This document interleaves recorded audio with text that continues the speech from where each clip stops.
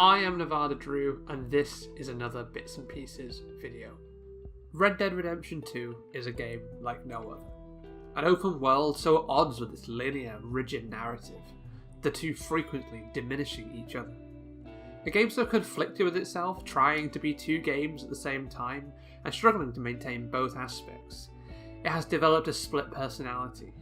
For mass appeal, Red Dead Redemption 2 needed to be a sprawling open-world game with heists, hijinks, and other trappings of the genre.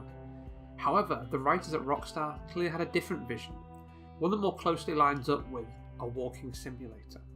There's a quote from Michael Eisner before he made the jump to Disney. "We have no obligation to make art. We have no obligation to make history. We have no obligation to make a statement. But to make money, it's often important to make history, to make art, or to make some significant statement." As a counterpoint to that, here's a quote by artist Keith Haring. "Whatever you do, the only secret is to believe in it and satisfy yourself. Don't do it for anyone else." These two quotes are about creativity from two very different viewpoints.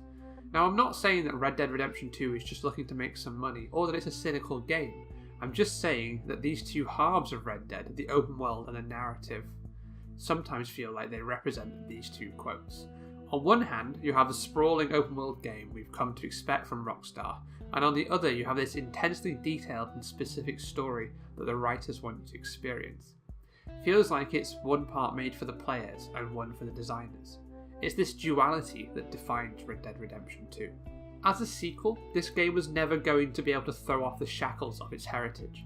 It was never going to be some big budget AAA walking simulator adventure game thing. There was always going to be the necessity for an open world.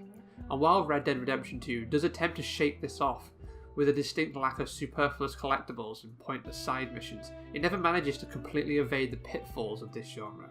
Instead, the open world comes at the cost of dissonance with its overarching plot. Your actions can directly contradict Arthur's personality, and the myriad of side activities serve only to dilute the game's overall message. Had the game upended this framework, it could have more closely controlled and guided the player's actions in a way that the game clearly wants to through its rigid story missions. Because it isn't as if the game is completely absent from feeling like a walking sim. You catch glimpses of the game that could have been throughout your playthrough.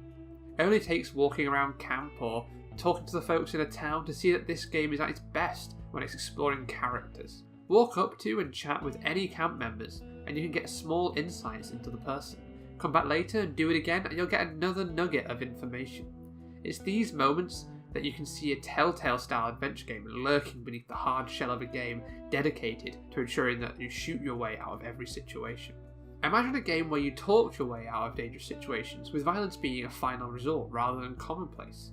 Instead of every mission devolving into a gunfight that gets the player from A to B, and if a gunfight did occur, it would be that much more tense for the infrequency of such encounters. Instead though, we have shooting as a solution to every narrative roadblock. And while this is indeed evocative of the period and the situation Arthur and the others find themselves in, the fact that it's the only solution ever presented only serves to diminish the experience. If you look at a comparable game such as The Witcher 3 with its already established character and open world, then you can see the style that Red Dead Redemption 2 could have gone for in terms of how it tells its story. Geralt, like Arthur, is reluctant to resort to violence, given how dangerous their worlds are, and you as the player are given plenty of tools to find alternative solutions. Sure, you can hack and slash through almost every one of them, but that choice is absent in Red Dead Redemption 2. The fact that Arthur isn't in control all the time is a key theme throughout the game. However, there are plenty of alternatives to turning every mission into a cover shooter. And all this wouldn't be so grating if the shooting was anything special. Fortunately, it's little more than a shooting gallery with some slow motion and little else. Quick-time events are hardly the best solution, but Rockstar clearly care more about telling their story than they do about making satisfying combat. Rather than the combat elements having a narrative impact, they just become another gunfight in an 80-hour game full of them. And then there's the horse riding. Rockstar makes excellent use of the cinematic camera to capture the heart of the West like no other game. Whether it's riding through snow-capped mountains or beside a river, each transports you to any given Western film. And there, unfortunately, lies the problem. One of this game's key features, riding your horse, takes you away from the video game and transports you into a movie. Not a game, a movie. You were never riding somewhere hoping for a great piece of gameplay. You don't look forward to the shooting scenes, you want to find out what happens next to these characters, and you're willing to put up with the rest in order to experience it. And there is a lot of riding. Initially this is great, the world looks amazing, every environment is so evocative and thematic. Riding beside people on missions gives you a chance to delve further into their character, teasing out snippets of information. However, a lot of the time Arthur is just travelling alone, and these parts feel like padding. Numerous times I set the game to auto-ride to a location and went to do something else. And while I can thank the game for all the chores I've got done between riding segments, it's hardly fair to say that for what will amount to hours of playtime, I was in another room entirely. The fact that I can put down the controller and walk away while waiting for the next story mission to start only hammers home that narrative and the open world belong in two different games. This artificial lengthening of the game is not a Red Dead Redemption 2 exclusive issue. The AAA industry seems obsessed with making games longer and longer, even if it's detrimental to the overall experience.